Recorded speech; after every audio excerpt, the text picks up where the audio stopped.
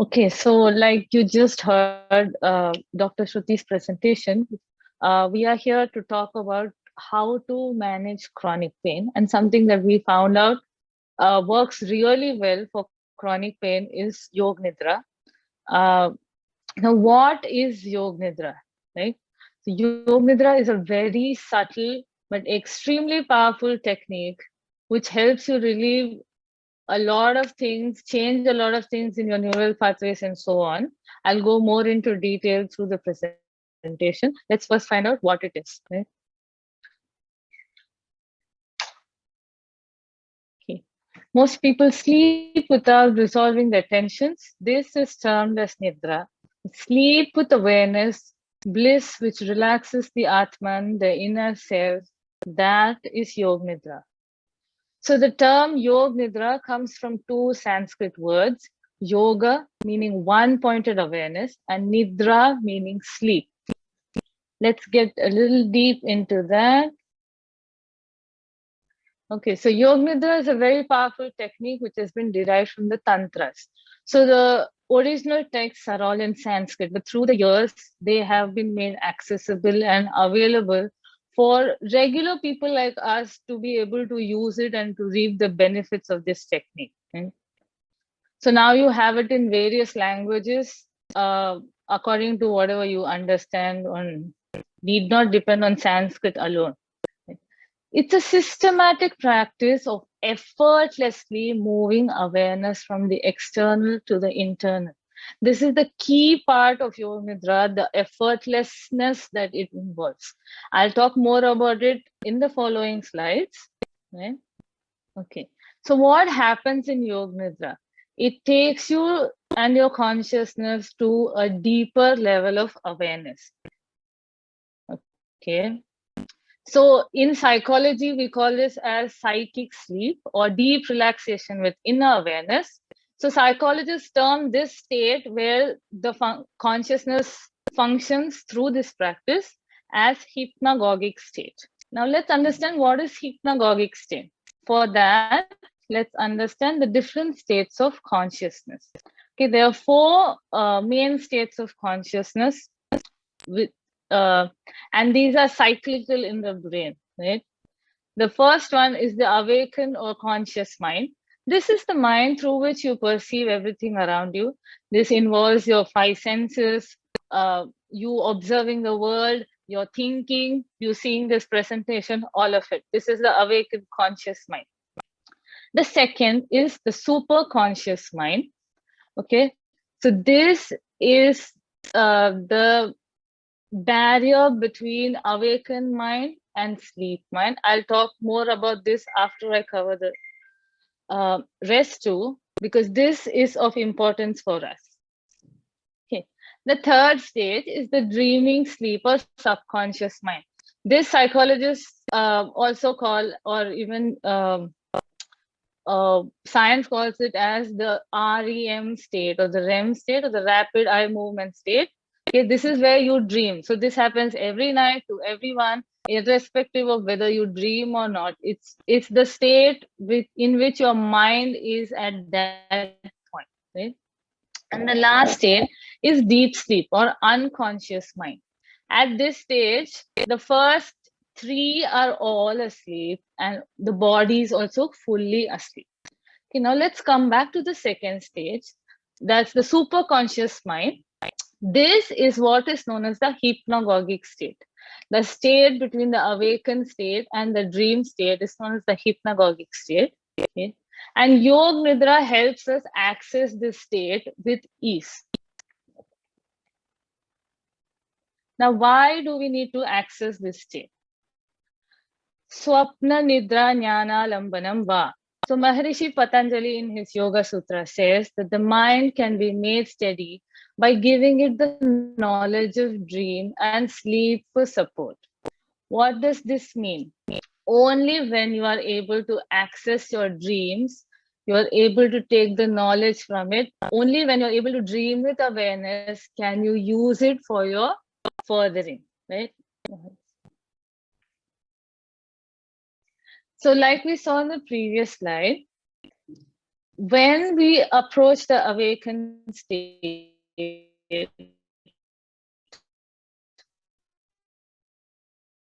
the all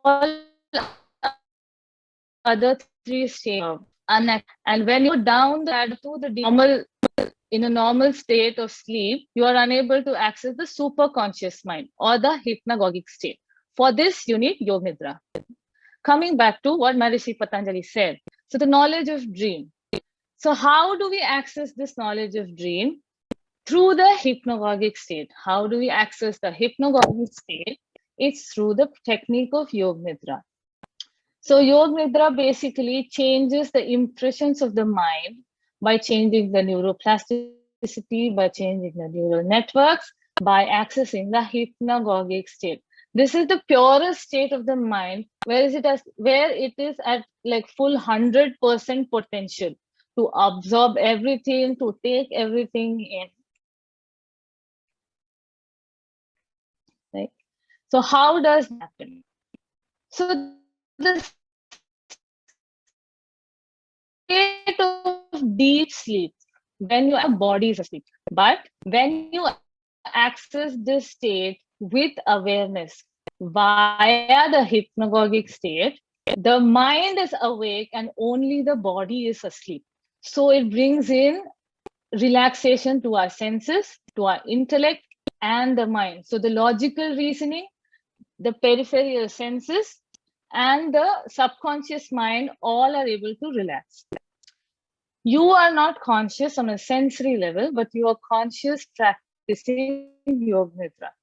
Now, this you will appreciate a lot better once you have experienced Yoga Nidra, right?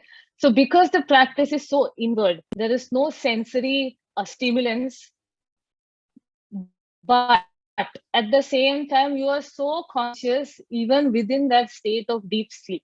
Okay, so what is different between sleep and Yoga Nidra is that the brain is completely awake during Yoga Nidra, and this is using the central nervous system. The body is at a state of complete sleep, but the brain is at complete state of awareness. So when the number of stimulants around you are reduced, when your senses are completely shut off, and your body is completely asleep, so the brain activity automatically reduces, and the body is easily able to go into this hypnagogic state. The hypnagogic state, that is where the healing starts. That is where all the healing takes place. And so then the body goes into the healing state. So in dreams, you have no control, but in Yoga Nidra, you are the creator of your dreams. This is the biggest difference you will find between sleep and Nidra. You will have total control over taking your mind to the place where you want to take it, right? So now, is Yoga Nidra the same as meditation or Shavasana? Okay, let's start with, so what is the purpose of Yoga Nidra? The purpose of Yoga Nidra, just like meditation on the spiritual side, is to have unpointed awareness, is to achieve samadhi. But for regular users, there is even there are different benefits in comparison to meditation and Shavasana when you compare to Yoga Nidra. So Yoga Nidra is so what happens when you practice something in a supine position, your entire body gets released. It's fully relaxed. Okay, the muscle tension is gone. So it no longer interferes with your process of taking your mind to that state of one-pointedness, like, which is difficult with meditation. Because if you're new to meditation, especially, your body really can be a hurdle in it. You know, your neck is paining, your back is paining. And when you're coming from a place of chronic pain, you already have a lot of muscle tension and body anxiety and all those things. So Yoga Nidra gives you that space to first get rid of that, so that there is enough space for the mind to be at the center of this, right? And Shavasana is only an asana. Shavasana just means corpse pose. It is a great relaxation pose at the end of an asana practice, right? It will give you muscle relaxation post an asana session. But here we are trying to access the hypnagogic state to try and bring neurological changes to this. And the third point is, so Yoga Nidra is a completely guided practice where all senses of perception are closed except the auditory sense. All you listen to is the voice of your guide. So what this does in comparison to meditation, in meditation, you are your anchor, your breath is the anchor. But in Yoga Nidra, you have your guide's voice as the anchor. As the mind keeps running around, you have something to bring it back to. And that brings a great sense of grounding, right? So it is an amazing technique to start with, especially if you find yourself to be extremely restless during meditation, you are unable to sit, you find too many thoughts coming. And the biggest reason to do Yoga Nidra is it is effortless. Like I said in the first slide, it requires no effort because it's done lying down and you have to do nothing. It's only through the audio of the guide that you have to follow, right? So that level of relaxation you don't get through any other practice. And that it's so extended, unlike Shavasana, which is like 5 minutes, 10 minutes, take you, consciousness goes towards higher level of awareness. Okay. So let's see what is a typical Yoga Nidra flow. This itself will give you a difference between meditation and Yoga Nidra. So the first is preparation. It's how to bring generally the mind to the fact that you're going to be practicing Yoga Nidra, right? The next is relaxation. This you can kind of equate to Shavasana. You're just lying down in Shavasana and you're going to be ready and relaxed for the Yoga Nidra session. Next, after that is the resolve. This is really important for a Yoga Nidra session. Resolve is the sankalpa that you make at the beginning of the session.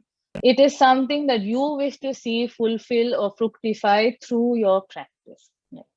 The next is the rotation of consciousness. This bit is very unique to Yoga Nidra. Here, the guide takes you through the entire body, part by part, and the consciousness keeps rotating without having the time to inject a thought of your own, right?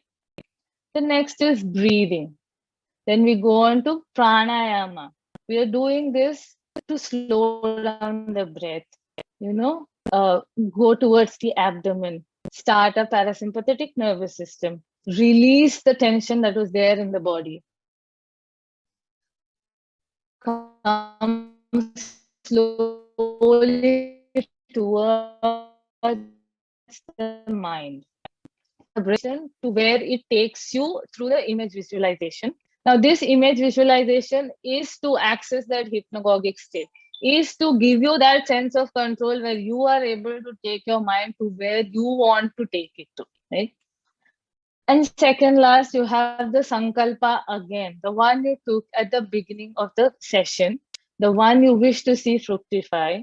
And finally, you come back to the body, to the breath, to your environment. So as you can see through this slide, the way Yoga Nidra flows is so systematic. It goes from the body to the breath, to the mind, beyond the mind, back to the body, the breath, and back out to the real world as we see it, the awakened self. So what are the benefits of Yoga Nidra? Why do we need to do Yoga Nidra? So the first one is it resolves the threefold tension. Now, people suffering from chronic pain, or even people in general through the years because of our lifestyle, all these things, we all have mental, physical, and emotional tension. Yoga Nidra is an amazing tool to reduce this. Again, like we saw in the previous slides, because of the lying down posture, the muscle relaxation section of it, and then slowly going towards the mind, it releases tension from all three realms. It improves the autonomic nervous system response. These are things that are involuntary in the body. Let it be your heartbeat, your blood pressure, your cortisol level. These are all things that are beyond your control. So Yoga Nidra helps change these responses within your body. So long ago, when yogis came up with this, they very well knew that all our emotions, let it be happiness, sorrow, pain, all of it comes from a set of chemical reactions. And all these take place in the endocrine system. So they devised this technique to access the endocrine system to change it at their will, right? So we have the happiness hormones, the serotonin, dopamine, all of these are guarded and guided by the endocrine system. Let it be your pituitary, your pineal, your thyroid, and so on. So all these get stimulated through the practice of Yoga Nidra. Okay.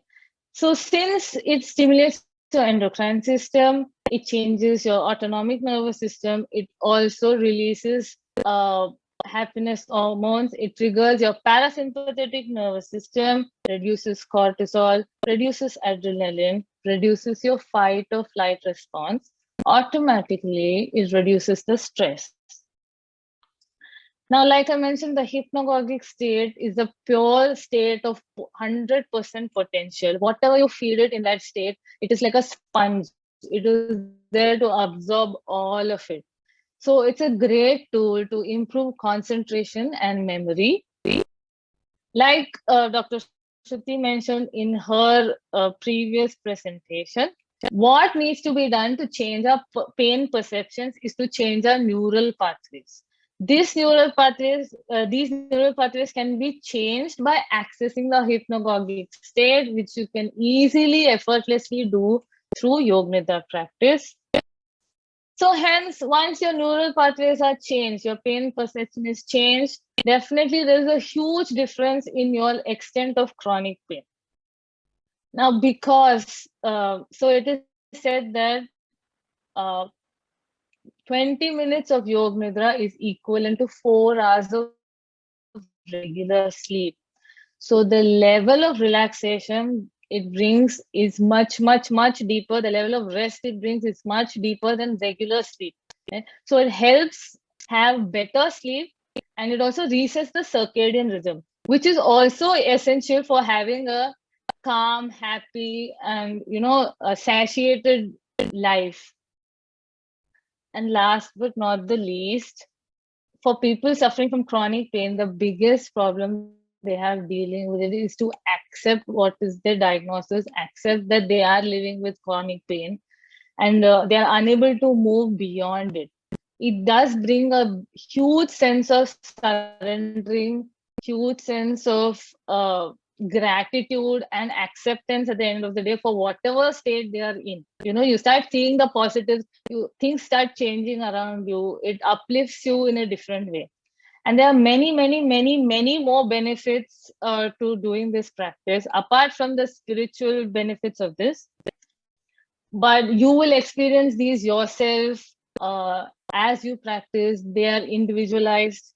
They can change according to your experience, your perception, your past, the kind of chronic pain you are under, and so on.